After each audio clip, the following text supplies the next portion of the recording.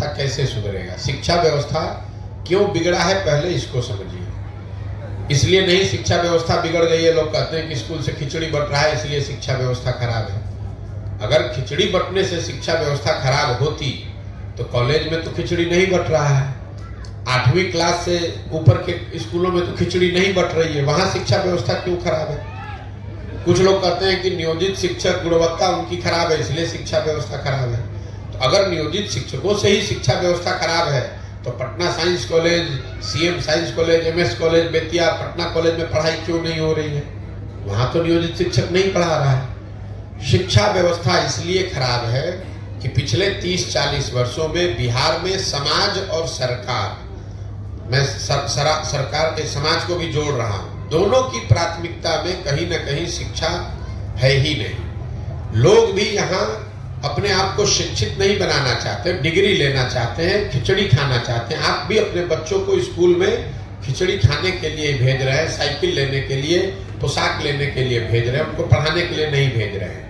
और सरकार ने भी, नेताओं ने भी ये भांप लिया है कि लोगों को पढ़ाई नहीं चाहिए, खिचड़ी बांटो, पोशाक बांटो, इनसे वोट लेते रहो। तो कहीं न कहीं समाज और सरकार दोनों की प्राथमिकताओं में शिक्षा है ही नहीं। पूरा समाज अपने ये समझ ही नहीं पा रहा है कि अगर हम जब तक शिक्षित नहीं बनेंगे तब तक हमारा बच्चा, उसको जीवन भर मजबूरी में मजदूरी ही करना पड़ेगा। तो समाज के स्तर पर यह प्रयास होना चाहिए। जहां तक सवाल है सरकार इसको कैसे सुधारेगी, हम लोग का अपना मत है कि शिक्षा व्यवस्था सुधारने के लिए बिहार में हर जगह विद्यालय बनाने के बजाय हर प्रखंड में 5 विश्व स्तरीय विद्यालय बनाने की जरूरत है और सारे विद्यालयों को बंद कर दिया जाए, 5 अच्छे विद्यालय बनाए जाए और लोगों तक शिक्षण संस्थाओं को पहुंचाने के बजाय लोगों को अच्छे शिक्षण संस्थाओं में पहुंचाया जाए। इसका मतलब ये है कि अगर एक प्रखंड में 5 सही विद्यालय बना दिए जाएं और लोगों को स्कूल बस की सुविधा दे दी जाए तो लोग 15 मिनट, हम लोग का अपना आकलन है कि किसी भी परिवार के बच्चे को 15 से 20 मिनट से ज्यादा समय नहीं लगेगा स्कूल बस के जरिए उस स्कूल में पहुंचने में, जहां पर सिर्फ खिचड़ी नहीं बटेगा, जहां पढ़ाई होगी। दुनिया भर में जहां पर भी शिक्षा की अच्छी व्यवस्था है वहां समाज के पास स्कूलों को नहीं ले गया, लोगों को अच्छे स्कूल में लाया गया।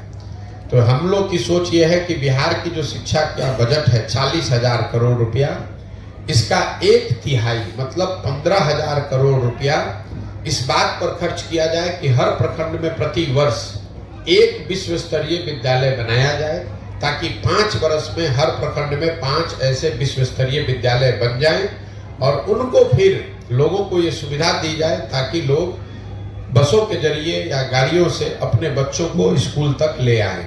अगर आप दिल्ली बॉम्बे में रहते हैं तो स्कूल आपके घर के बगल में नहीं है, सबके बच्चे स्कूल बस से जाते हैं उन संस्थाओं में जहां अच्छी पढ़ाई होती है।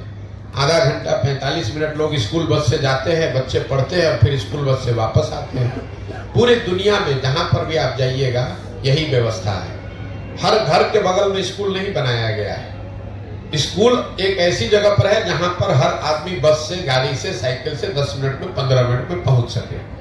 बिहार में क्या हुआ है, समतामूलक शिक्षा नीति के नाम पर हर जगह विद्यालयों के भवन बना दिए गए।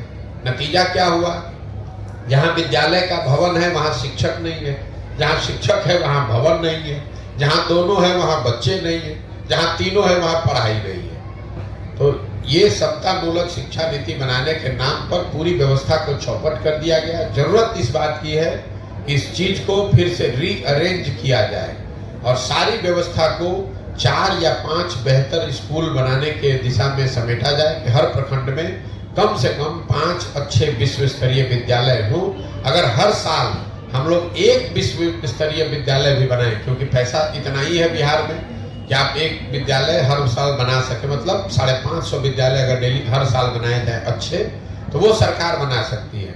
अगले 10 वर्ष में एक एक प्रखंड में 10-10 विश्व स्तरीय विद्यालय हो जाएंगे।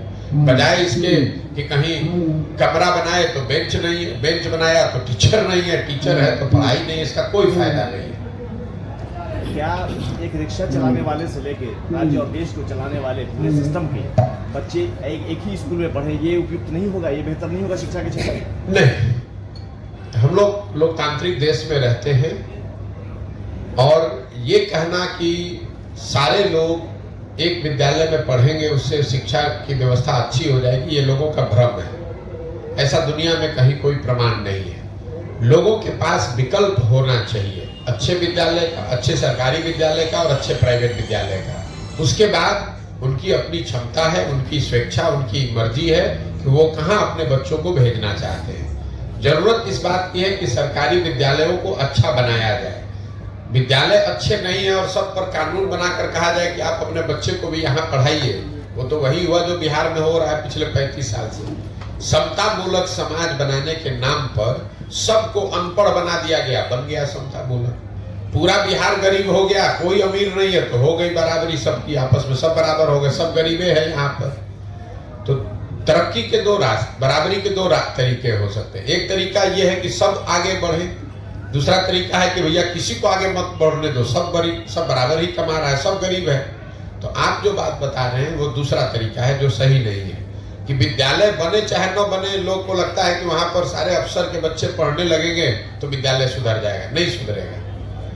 विद्यालय अच्छा बने, उसके बाद लोगों की स्वतंत्रता है, जो अगर विद्यालय अच्छा होगा तो लोग वहां जरूर पढ़ने आएंगे। जो सरकारी कॉलेज हैं, आप जो बात कर रहे हैं, दिल्ली में अगर मान लीजिए कि सेंट स्टीफेंस है या हिंदू कॉलेज है, पटना में भी पहले साइंस कॉलेज था, पटना कॉलेज था, तो वहां पर तो बड़े से बड़ा अफसर भी अपने बच्चे को पढ़ाना चाहता था। उसके लिए कोई कानून थोड़े ना बनाया गया था, क्योंकि सबको मालूम है कि साइंस कॉलेज में हमारा बच्चा पढ़ेगा तो वहाँ अच्छी पढ़ाई होती है। तो बहुत बड़े आदमी का बच्चा भी प्राइवेट स्कूल में 12वीं नहीं करने जाता था, वो साइंस कॉलेज में पढ़ने जाता था। तो वो कानून बनाने से चीजें ठीक नहीं हो सकती हैं, आपको व्यवस्था सुधारने की जरूरत है। एक और सवाल है,